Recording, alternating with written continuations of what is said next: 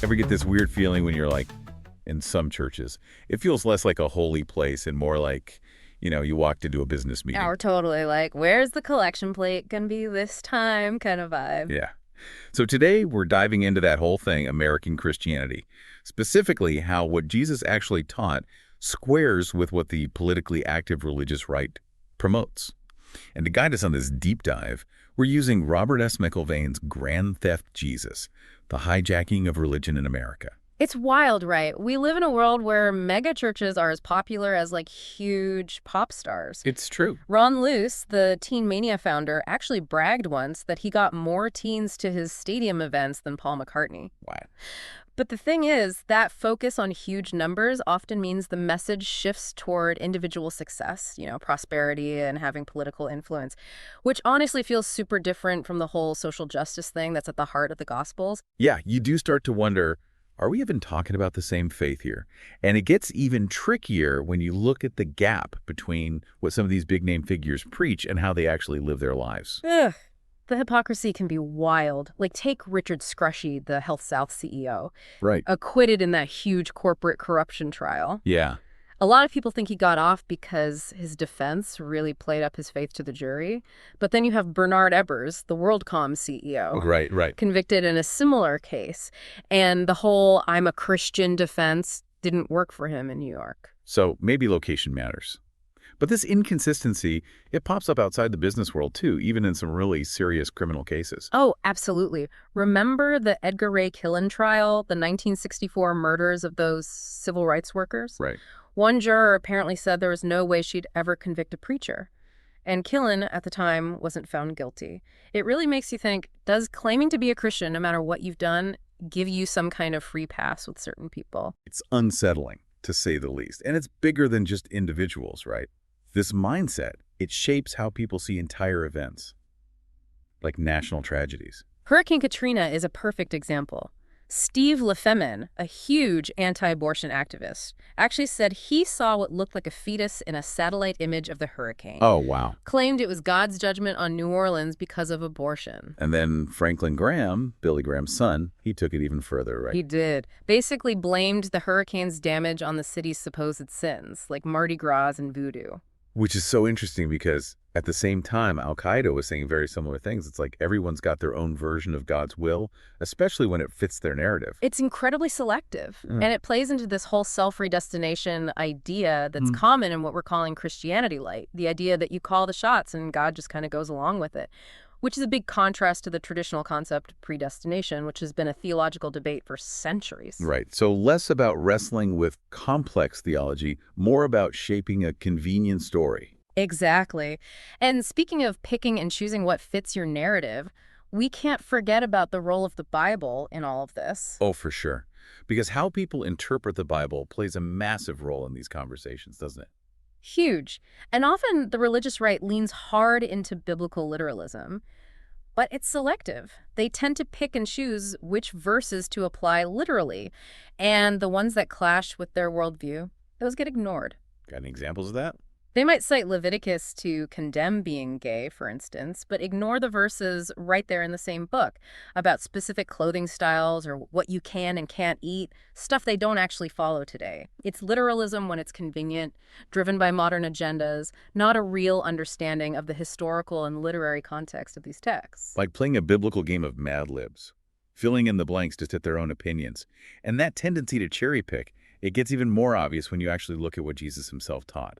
But we'll dive into that right after we take a quick break. It's funny, isn't it? The people who are the loudest about being super devout, like true followers of Jesus, those are often the same people who seem to miss the most revolutionary parts of his message. Right. Like this guy was all about not hoarding wealth, not chasing political power, the very things a lot of folks claiming his name seem obsessed with. Exactly. And that's at the heart of the difference between the Christianity you find in the Gospels and this Christianity light that's being packaged and sold these days. So true. Jesus was radical, like a revolutionary for his time. His teachings were about love, compassion, real social justice. He was always reaching out to the poor, the marginalized, the people society had cast aside. Those are the folks in power often ignore or, worse, condemn. It's true. And when you look at what a lot of the religious right is doing, It feels like the opposite of that. It's more about condemning people who don't fit their mold than it is about actually living out Jesus's message of radical love. Totally. You see it when they use Bible verses to justify discrimination against LGBTQ plus folks, for example, but then Yeah. ignore all the parts about caring for the poor and the sick. It's like their morality is super selective, driven way more by politics than by actual faith. Yeah, it's almost like they built their own golden calf, but it's made out of their very specific interpretation of Christianity. They're not really worshiping Jesus. They're worshiping a reflection of their own biases and calling it Jesus. It's no wonder so many people are turned off by religion these days. I get it. It's totally understandable why people would be disillusioned when those who claim to represent Christ are acting in ways that completely contradict his teachings. Yeah. It shakes people's faith. But here's the thing. The religious right, they don't get to speak for all Christians. There are tons of people, whole communities even, who are genuinely trying to live out that message of love and compassion that Jesus taught. It goes back to what you were saying before, Christianity versus Christianity light. Yeah. So for those who are trying to live out their faith authentically, how do they reconcile these two seemingly opposite versions of Christianity? How do you even begin to navigate this whole messy world where faith and politics have become so intertwined? It's tough, and there are no easy answers. But I think it boils down to critical thinking and discernment. We can't just blindly accept what anyone who claims to speak for God is telling us. We have to be willing to question, to look at their actions, to hold them up to the teachings of Jesus, and call them out when they fall short. That's way easier said than done, though, right? Especially when you're talking about beliefs people hold so dear, institutions with a lot of power and influence. How do you get people to do that kind of self-reflection, especially if it means questioning their own deeply held beliefs? I think it starts by creating spaces where education and open dialogue can happen. We need places where people feel safe exploring different points of view, really grappling with the tough questions, the places where faith bumps up against politics and culture. And honestly, we have to be willing to do that ourselves, to question our own assumptions and have those sometimes uncomfortable conversations with people who see things differently. It sounds like a massive undertaking, but man, does it ever feel necessary. If we want to get past all this division, all the shouting matches that pass for discourse these days, we have got to find a way to build some common ground. I completely agree. And when you really look at the teachings of Jesus, they actually provide a really powerful framework for doing just that. At their core, his message of love, of compassion, of striving for justice, it speaks to something universal in all of us. It goes beyond politics. It has the potential to transform people, to heal communities, to push all of us toward building a better world. That's a message we need to hear more of. But how do we cut through all the noise, all the competing voices, all the distortions of the truth? How do we reclaim the heart of Jesus' teachings from those who seem to be twisting them for their own purposes? It starts by acknowledging the distortion, calling it what it is. It's a deliberate attempt to twist those teachings to serve those in power.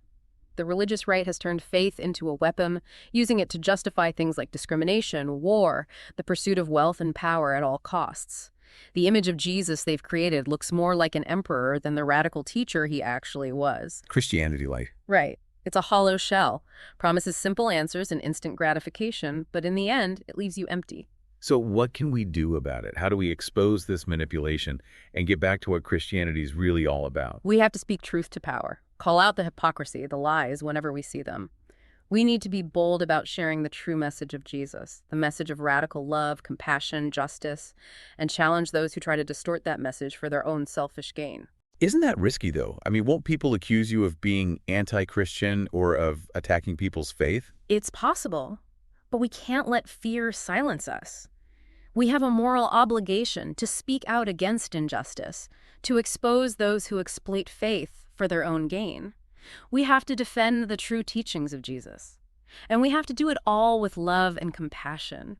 We have to remember that even those who have been misled can change. It's about remembering everyone is on their own journey, right? Exactly. It's easy to get angry, to judge, to write people off as hopeless.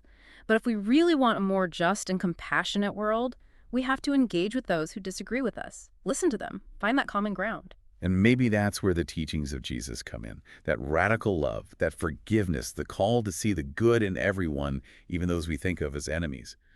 That feels like the foundation for building a better world. Doesn't it? It's a challenge, for sure, to break down those walls, to choose understanding over judgment, to work for the common good instead of just looking out for ourselves. It's a vision worth working towards, even when it feels impossible. So if we're serious about getting back to what Christianity is really about rediscovering the real teachings of Jesus, we have to be willing to shake things up, to face those uncomfortable truths, to imagine a world that's more just, more compassionate, and filled with a lot more love. You're so right. And it's not something any of us can do alone. We need to find our people, build each other up, connect with others who share our values. We need to draw strength from all the others who walked this path before us. The religious right, they might have hijacked the conversation, but they haven't stamped out the real spirit of faith that's still burning bright in millions of hearts. That's a powerful image. A good reminder that even when things feel really dark, the light of truth, the light of love, it can never be fully extinguished. It might flicker, but it's always there, ready to catch fire and light the way. And that's a future worth fighting for. This isn't just some academic debate about theology. This distortion of Jesus' message has real consequences. We're talking about discrimination, inequality, violence, suffering. We're talking about the very soul of our nation, the kind of world we're leaving for future generations. We can't afford to ignore what's at stake. This isn't the time to sit back and be complacent. It's time to engage with our whole hearts, our whole minds. Time to call out the lies, expose the manipulation, and fight for what true faith is really all about. And we all have a role to play in that fight. Speaking up when you see injustice happening, supporting organizations that are doing good in the world, even just having those tough conversations that challenge us to think differently. We can all make a difference. Every bit of it matters. The harm that's been done in the name of religion is real, but it's not too late. We can reclaim what true faith looks like. We can bring those teachings of Jesus back to life, and we can create a world that's more just, more compassionate for everyone. And, it's not just specific political issues or social agendas. This distortion of Jesus's message, it even messes with how we talk about faith. Yeah. Like, think about the phrase Christian nation. Okay. It's like a rallying cry for the religious right. But if you look at history, it's just not accurate. And honestly, it kind of goes against what America was founded on. That's true. The Founding Fathers, they were really careful about that whole separation of church and state thing. They knew mixing religious power with political power, it could go sideways real fast. It's funny, didn't Thomas Jefferson actually, create his own version of the Bible? He did.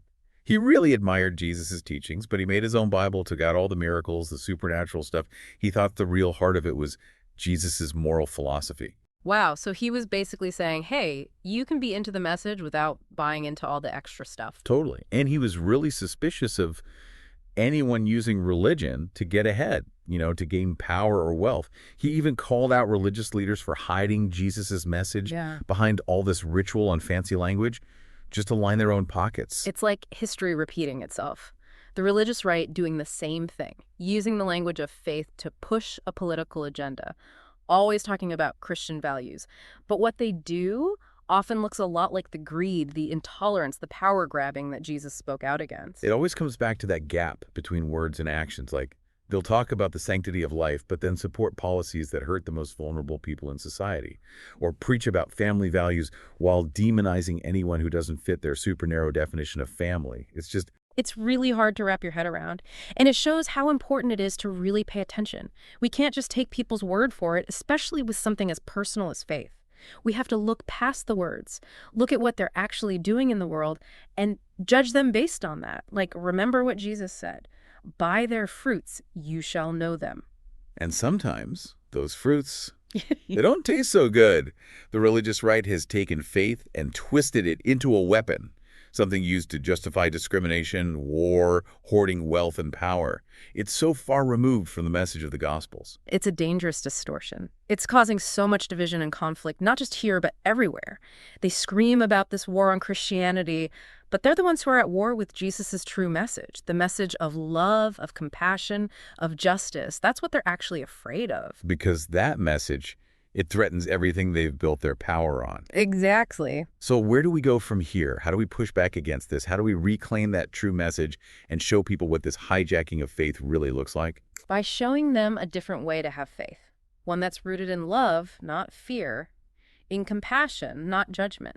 A vision of faith that looks a lot more like what Jesus actually taught. The kind of faith that could help heal some of the brokenness in the world. I love that, but it feels like such a huge task.